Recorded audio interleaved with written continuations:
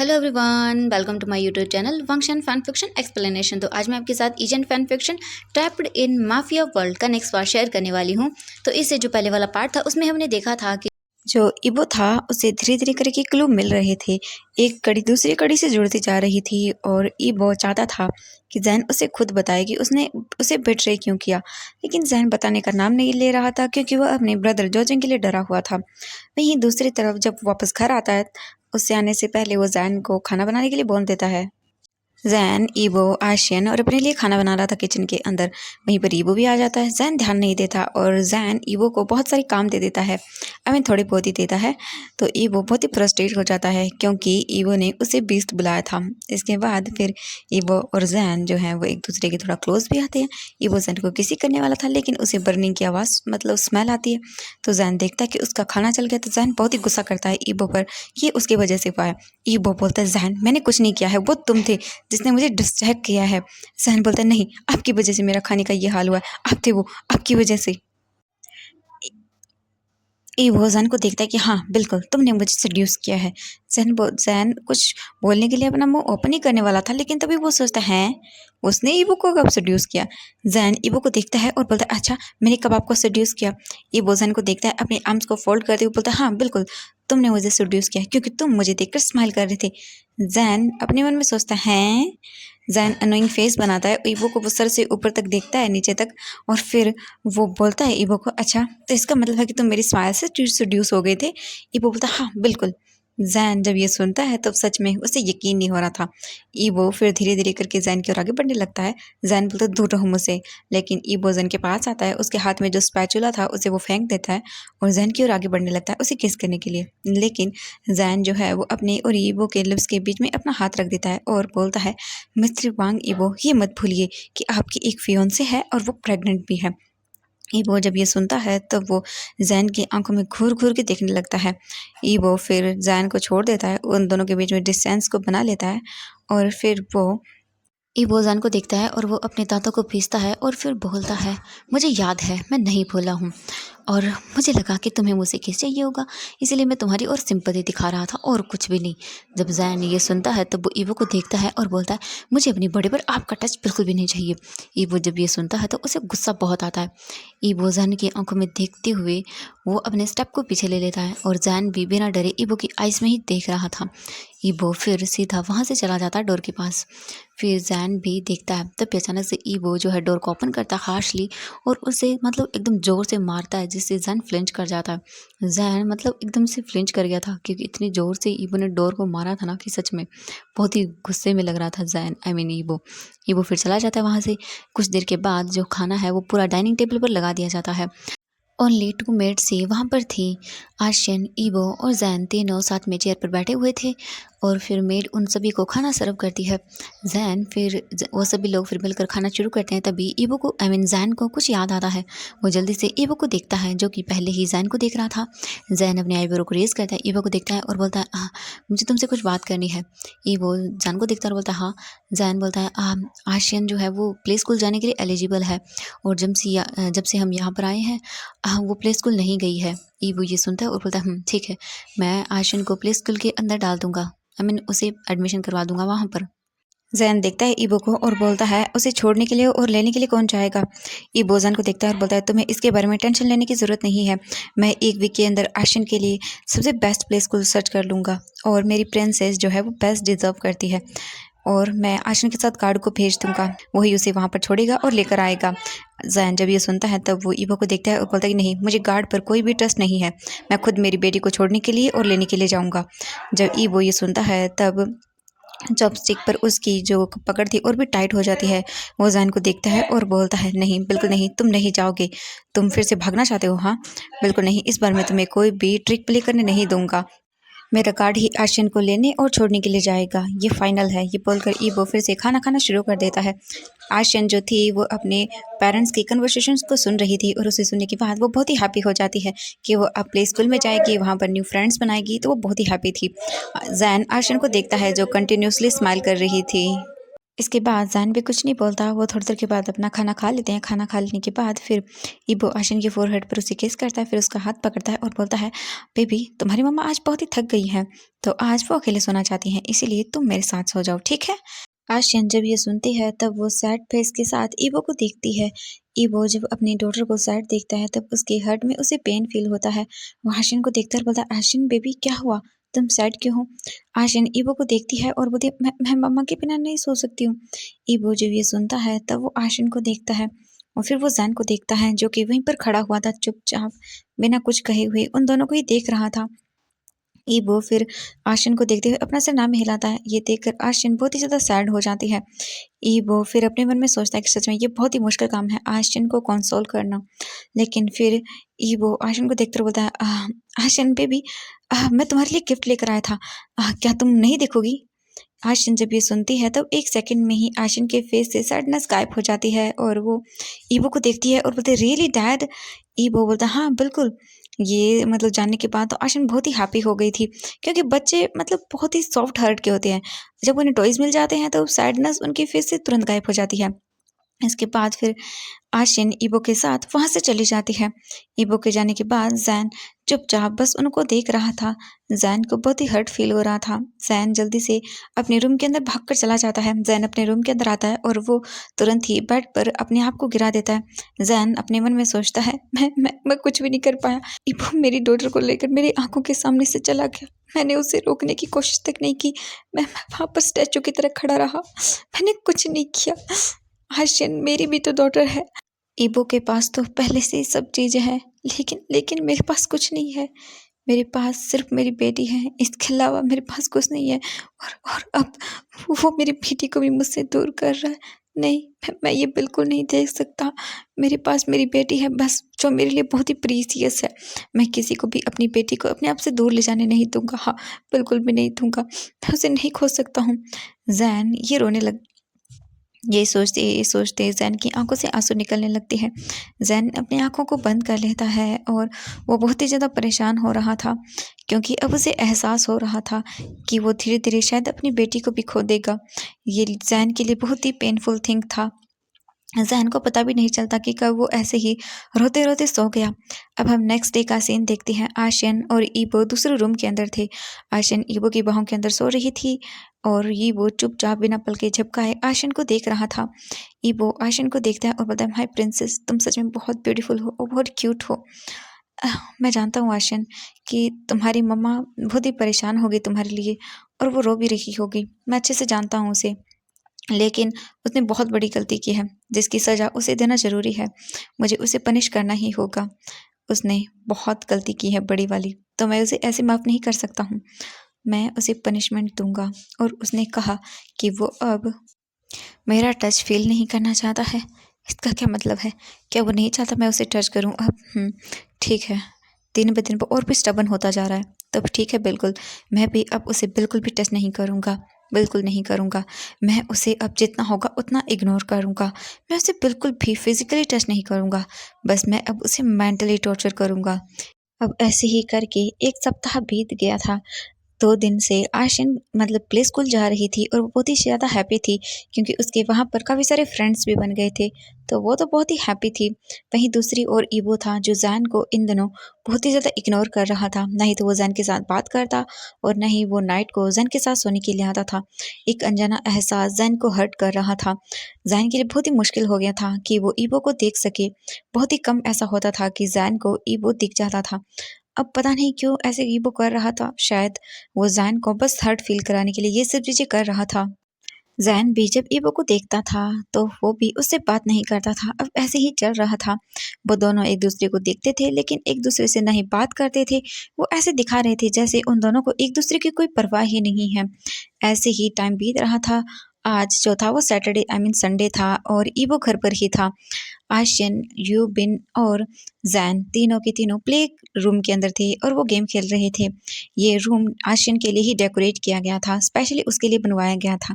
Asian को प्यास लगती है तो ज़ैन फिर रूम से बाहर आता है आशियन के लिए पानी लेने के लिए। ज़ैन किचन की ओर जा रहा था, तब वो देखता है ईबो को, जो कि लैपटॉप लेकर अपने सोफ़े पर बैठा हुआ था और कुछ काम कर रहा था। चावलों से भी उसके पास ही बैठी हुई थी।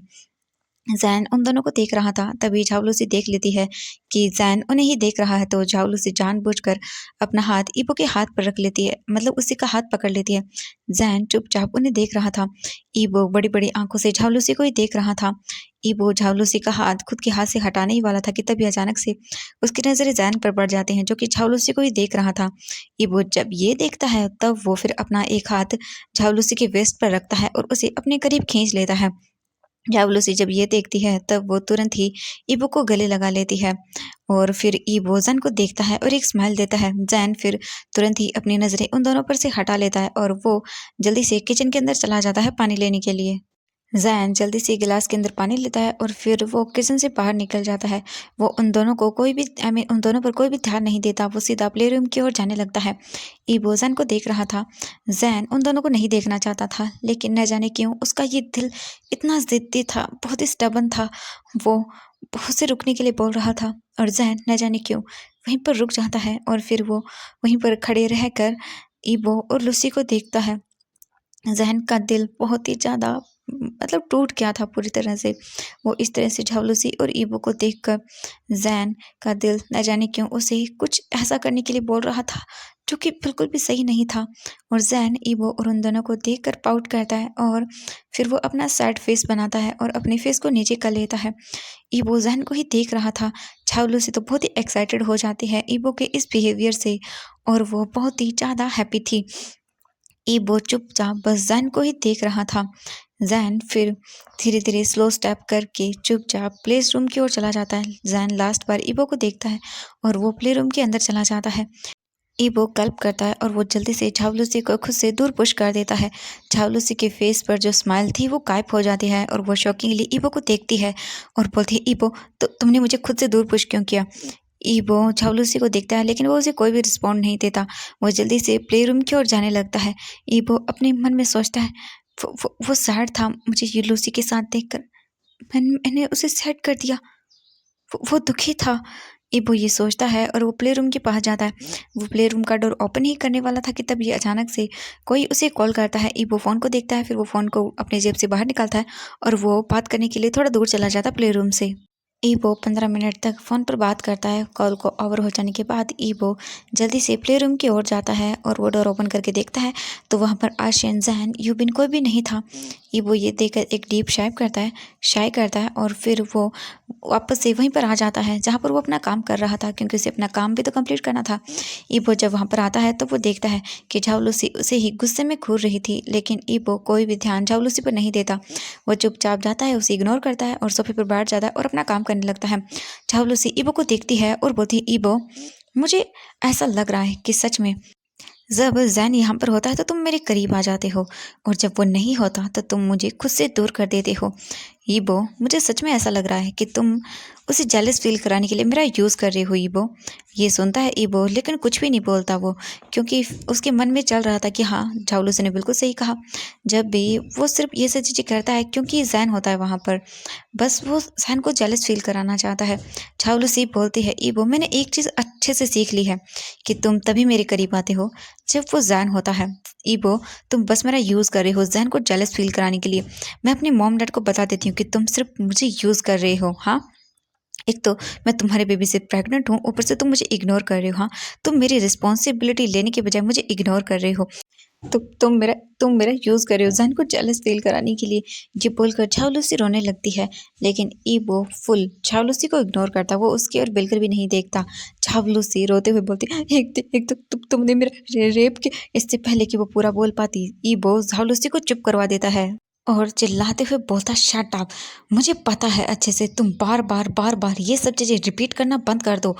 ईबो सच में उस दिन का रिग्रेट करता है जब उसने झाओलुसी के साथ नाइट स्पेंड की थी। सच में उसे गुस्सा आता है उस दिन के बारे में सोचकर ही, उस नाइट के बारे में सोचकर ही, क्योंकि ईबो ने कभी सपने में भी इस लड़की के बारे में नहीं सोचा था। लेकिन ये हो गया, पता नहीं कैसे हो गया। ईबो को बहुत गुस्सा आता है। झाओलुसी ईबो को देखती है और बोलती, तो फिर मुझे इग्नोर करना बंद करो ईबो। मैं तुम्हारी फ्यूचर वाइफ हूँ, तुम्हारे बेबी को बर्थ देने वाली हूँ, तो मेरी केयर करो, मुझे इग्नोर मत करो। ये बोलकर झाओलुसी ईबो का हाथ पकड़ती है और वो उसे अपने स्टमक पर रखती है। ईबो बिल्कुल चुप हो जाता है, वो कुछ भी नहीं करता। क्योंकि वो एक प्रेग्नेंट लेडी को ऐसे स्ट्रेस नहीं दे सकता मेंटली। ये उसकी और उसके बेबी की हेल्थ पर बहुत ही बुरा असर डालेगा। इसीलिए वो कुछ भी नहीं बोलता, वो चुपचाप रहता है। ईवो फिर चुप हो जाता है, शांत हो जाता है बिल्कुल, और वो अपने वापस से काउच पर बैठ जाता है और लैपटॉप लेकर फिर से अपना काम करने लगता है। ईवो अपने मन में सोचता है, पता नहीं उस दिन मैंने इतनी ड्रिंक क्यों की थी? नहीं, मैंने इतनी ड्रिंक की भी नहीं थी, मैं इतना नशे में भी नहीं था, लेकिन फिर भी ऐसा कैसे हो गया? मुझे समझ नहीं आता। मैंने अपनी लिमिट में पी थी और मैं इतना नशे में भी नहीं था। मैं सिर्फ़ 5 बार ड्रिंक करने से इतना ड्रंक कैसे हो सकता हूँ? शायद हो सकता है कि मैं कमज़ोर था, इसीलिए मैं इतनी सी ड्रिंक से शायद ड्रंक हो गया था। मुझे नहीं पता, मुझे गुस्सा आता है उस रात के बारे में सोचकर ही, लेकिन मुझे कुछ याद क्यों नहीं आता? ये वो ये सोचता है, लेकिन फिर वो इग्नोर करता है और अपने काम को करने लगता है। झाऊलुसी अपना सिर ईबो के शोल्डर पर रख देती है। ईबो भी उसे बिल्कुल भी खुद से दूर पुश नहीं करता, वो चुपचाप ऐसे ही रहता है और अपना काम करता रहता है। ईबो को बहुत ही ज़्यादा अनकंफर्टेबल फील हो रहा था, लेकिन वो क्या कर सकता था? किसी तरह से वो टाइम अपना बिता देता है। अब इवनिंग का टाइम था, झाऊलुसी काउच पर बैठी हुई थी और वो नाश्ता करते हुए खाना खाते हुए टीवी देख रही थी। तभी उसकी नज़र यूबिन और आशिन पर पड़ती है, जो कि वहाँ से ही जा रहे थे। फिर वो अपनी आइज़ को रोल करती है और उन्हें इग्नोर करती है। फिर वहाँ पर ज़ैन आता है। ज़ैन जो है वो आशियान का खिलौना ढूँढ रहा था, जो कि आशियान ने खेलते वक़्त कहीं छोड़ दिया था। वो खेल रही थी यहीं पर, शायद उसने यहीं रख दिया होगा। ज़ैन आज ढूँढ रहा था वो खिलौना, क्योंकि आशियान को वो चाहिए था। ज़ैन मतलब लिविंग रूम के अंदर आता है और सोफ़े के आस-पास ही वो उस खिलौने को ढूँढने लगता है। तभी ईबो भी वहाँ पर आ जाता है, क्योंकि उसका लैपटॉप वहीं पर था। वो पूरा दिन बिना आराम किए लैपटॉप पर अपने काम को ही कर रहा था। जब वो वहाँ पर आता है तो वो ज़ैन को देखता है। फिर ज़ैन ईबो को देखता है थोड़ा-सा, लेकिन फिर वो उसे इग्नोर करता है और वो खिलौने को ढूँढने लगता है। वो वहाँ आने के बाद सोफ़े पर बैठ जाता है, वो चुपचाप ज़ैन को देख रहा था। तभी ज़ैन की नज़रें आशिन के खिलौने पर पड़ती हैं, जो कि झाऊलुसी के पास पड़ा हुआ था। ज़ैन जाता है और वो उस खिलौने को उठाता है, लेकिन गलती से ज़ैन का हाथ झाऊलुसी से टच हो जाता है। जब झाऊलुसी ये देखती है, तब वो ज़ैन के हाथ पर स्लैप करती है और गुस्से में बोलती है, तुम्हारी हिम्मत कैसे मुझे टच करने की? हाँ, तुम एक हॉर हो और तुमने मुझे गंदा कर दिया, मुझे नहाना पड़ेगा अब।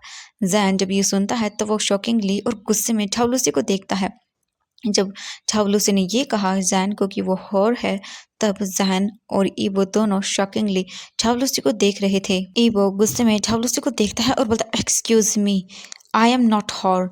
जब झाऊलुसी ये सुनते हैं तब बोलती है, शट अप, तुम्हारी हिम्मत कैसे हुई यहाँ मेरे सामने बात करने की और मुझसे बहस करने की? हाँ, तुम्हारी औकात नहीं है मेरे सामने खड़े रहने की। हम दोनों बहुत ही अलग हैं और स्टे अवे फ्रॉम मी, मुझसे दूर रहो वरना।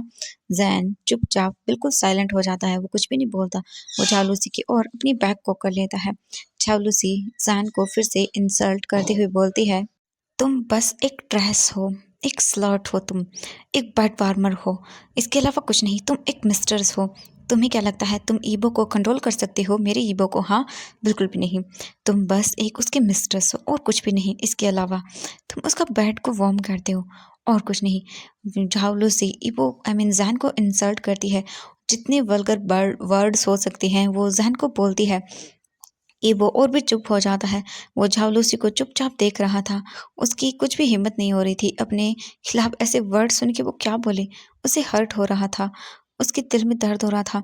झाऊलुसी फिर से ज़ैन को इंसल्ट करती हुए बोलती है, ज़ैन पर चिल्लाते हुए, तुम बहुत ही ज़्यादा अगली हो, तुम्हारे फेस पर तो रिंकल्स भी आ गए हैं। तुम अपने इस अगली फेस के साथ क्या करना चाहते हो? हाँ, तुम 30s में हो और मैं देखो अभी भी यंग हूँ। मैं सिर्फ 25 ईयर्स ओल्ड हूँ। मैं कितनी यंग एंड ब्यूटीफुल हूँ। तुम्हें क्या लगता है तुम अपने इस अगली फेस के साथ मेरे ईबो को अपना बना लोगे? बिल्कुल भी नहीं। तुमसे कभी अपना नहीं बना पाओगे। वो सिर्फ मेरा है। देखो, तुम्हें अपने आप को देखो और मुझे देखो। मैं तुमसे बहुत बेटर हूँ, तुमसे ब्यूटीफुल एंड यंग हूँ। तुमसे कभी अपना नहीं बना पाओगे। ये बोलकर फिर से झाऊलुसी ज़ैन को अपने पूरे हार्ट से इंसल्ट करती है। ज़ैन की आंखें पूरी तरह से आंसुओं से भर जाती है। ज़ैन अपने फेस को टर्न कर लेता है और वो धीरे धीरे करके वहाँ से चलना शुरू कर देता है। ईबो कसकर झाऊलुसी का हाथ पकड़ता है और वो उसे पिंच करता है, जिससे झाऊलुसी पेन में चिल्लाने के लिए मजबूर हो जाती है। वो उसकी वेस्ट को बहुत ही कसकर पकड़ता है, जिससे झाऊलुसी पेन में चिल्लाती है और फिर वो बोलती हैं, I am sorry Yibo, I am sorry, मुझे मुझे माफ़ कर दो, मैं प्रेग्नेंट हूँ। प्रेगनेंसी की वजह से मेरे हार्मोन्स अनस्टेबल हैं, मेरी गलती नहीं है, बस मेरे हार्मोन्स की वजह से मैं ऐसी हो गई हूँ। यीबो गुस्से में झाऊलुसी को देखता है और फिर वो गुस्से में उसका हाथ छोड़ देता है और फिर वो काउच से उठता है और वो सीधा ज़ैन के पीछे जाने लगता है। ये देखकर झाऊलुसी अपने पैरों को जो पटकने लगती है और बोलती है, "हाँ, उसे बिल्कुल भी मेरी केयर नहीं है। जब भी मैं ज़ैन के बारे में कुछ भी ऐसे बैड वर्ड बोलती हूँ, वो मुझे ऐसे ही ट्रीट करता है, वो मुझे हर्ट करता है, उसे मेरी परवाह नहीं है बिल्कुल भी। मुझे इस ज़ैन का कुछ तो करना होगा, मैं इसे अच्छे से पनिशमेंट दूँगी।" चावलूसी ये सोचती है और वो कसकर अपनी मुट्ठियों को बंद कर लेती है और वो अब ज़ैन को सबक सिखाना चाहती थी, इसीलिए वो थिंकिंग करने लगती है, यानी कि वो सोचने लगती है कि वो क्या करे जिससे ज़ैन को हर्ट हो। वहीं दूसरी तरफ हम ज़ैन को देखते हैं, ज़ैन आशिन को टॉय दे देता है और वो उसके पास ही वहीं पर बैठ जाता है। ज़ैन स्माइल करने की कोशिश कर रहा था लेकिन वो अंदर से हर्ट था। जब यूबिन देखता है ज़ैन को कि वो अपसेट है तो बोलता है, ज़ैन क्या हुआ तुम्हें? ज़ैन बोलता है, नहीं कुछ भी नहीं" और वो फ़ोर्सफुली स्माइल करता है। तभी अचानक से यूबिन जो है आई मीन ज़ ईबो जो है वो यूबिन के रूम का डोर ओपन करता है और वो उन सबको देखता है। यूबिन, आशिन और ज़ैन तीनों ईबो को देखते हैं वहाँ पर। ईबो आशिन को देखकर बोलता है, आशिन बेबी जल्दी यहाँ आओ। आशिन जब सुनती है तो वो हैप्पी हो जाती है और वो जल्दी से ईबो के पास भाग जाती है। ईबो जल्दी से आशिन को गले लगा लेता है और ज़ैन अपने सर को नीचे कर लेता है। ईबो ज़ैन को देखता है और बोलता है, ईबो जल्दी यहाँ आओ। ज़ैन चुपचाप ईबो के पास जाता है स्लोली, फिर वो तीनों मिलकर ईबो के रूम के अंदर जाते हैं। यानी कि जो ईबो का पुराना रूम था, ईबो ज़ैन और आशिन को लेकर वहीं पर जाता है। ईवो रूम के अंदर आता है और वो देखता है ज़ैन। ज़ैन इस टाइम अकेला रहना चाहता था, इसीलिए वो चुपचाप सीधा वॉशरूम के अंदर चला जाता है। ईवो ज़ैन को देखता है और वो उसके लिए बहुत ही ज़्यादा टेंस हो जाता है। उसने देखा था कि ज़ैन का फेस कितना ग्लोमी हो गया है, वो बहुत ही ज़्यादा अपसेट लग रहा है। ज़ैन रूम के अंदर आता है और वो मिरर के सामने आकर खड़ा हो जाता है। ज़ैन अपने आप को देख रहा था लेकिन उसका माइंड पूरी तरह से ब्लैंक था।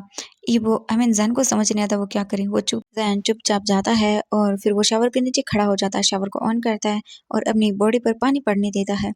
ज़ैन बहुत ही टूटा हुआ लग रहा था इस वक़्त, उसकी पूरी बॉडी नम पड़ रही थी। ज़ैन पानी में अपने आप को पूरा भीगने देता है। ज़ैन पूरी तरह से पानी में भीग जाता है। वो अपनी बॉडी को पूरी तरह से रिलैक्स करने लगता है। ज़ैन फ्लोर पर बैठ जाता है और उसकी आँखों से कंटिन्यूअसली आँसू गिरने लगते हैं। ज़ैन को बहुत ही हर्ट हो रहा था। लूसी के हर एक शब्द ज़ैन को बहुत ही हर्टिंग फ़ील करा रहे थे। ज़ैन शांत रहता है। वो बिल्कुल भी ज़ोर से नहीं रोता। वो चुपचाप साइलेंटली रोता है। ज़ैन सोचता है, मैं इतना डिस्गस्टिंग हूँ। मैं इतना डिस्गस्टिंग हूँ। ज़ैन ये सोचकर बहुत बुरी तरह से रोने लगता है। ज़ैन चुपचाप साइलेंटली बाथरूम में बैठकर शावर के नीचे इसी तरह से लगभग आधे घंटे तक रोता है। फिर वो आशिन के बारे में सोचता है और उठ जाता है। फिर वो प्रॉपर्ली शावर लेता है। शावर लेने के बाद फिर वो बाहर आता है, मतलब ड्राइंग रूम में आता है। अपने लिए वो फिर अपने कपड़े पहनता है। फिर वो स्माइल करने की कोशिश करता है लेकिन ज़ैन की आँखों में पेन, दर्द साफ-साफ दिख रहा था। ज़ैन बाहर आता है, आशिन को देखता है और वो फिर बिल्कुल चुप रहता है। वो चुप रहने का ही डिसाइड करता है। ईबो ज़ैन को देखता है और वो उसके लिए बहुत ही ज़्यादा घबरा जाता है क्योंकि ज़ैन की आँखें पूरी रेड थी, सूजी हुई थी रोने की वजह से। ईबो देख सकता था कि ज़ैन बहुत ही बुरी तरह से रोया है। ईबो अपना फेस नीचे कर लेता है। फिर वो ज़ैन को देखता है और बोलता है, ज़ैन। ज़ैन ईबो को देखता है। ईबो बोलता है, हाँ, तुम आशिन के साथ रहो और आज तुम आराम करो। आज मैं हमारे लिए खाना बनाऊंगा, डिनर बनाऊंगा। ज़ैन हाँ बोलता है लेकिन फिर सडनली उसे रियलाइज़ होता है कि ईबो ने कहा कि वो खाना बनाएगा। ज़ैन ईबो को देखता है और बोलता है, आप डिनर बनाएंगे?" ज़ैन जब ये बोलता है तो ईबो स्माइल करता है और बोलता है, हाँ। क्या कोई प्रॉब्लम है? ज़ैन कुछ भी नहीं बोलता।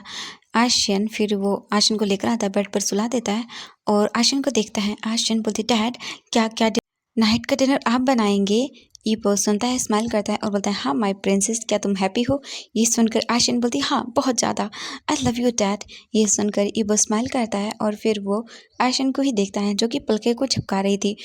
फिर ईबो आशियन की फोरहेड पर उसे किस करता है और फिर ज़ैन को देखता है और फिर वो कुछ देर तक ज़ैन को देखता है। फिर वो उठता है, आई मीन ज़ैन की ओर आगे झुकता है और फिर वो अपना हाथ ज़ैन की नेक में डालता है, ज़ैन को अपनी ओर करता है और फिर ईबो ज़ैन को उसके फोरहेड पर किस करता है। ज़ैन अपनी आंखें बंद कर लेता है।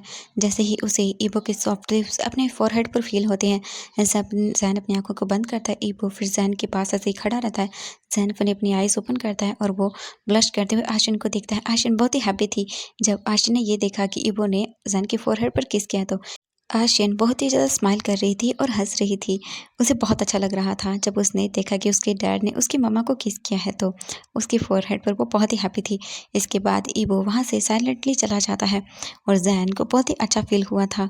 ज़ैन के फेस पर स्माइल थी। तो एवरीवन आज के लिए बस इतना ही, मिलते हैं नेक्स्ट पार्ट में। तो बाय बाय एवरीवन।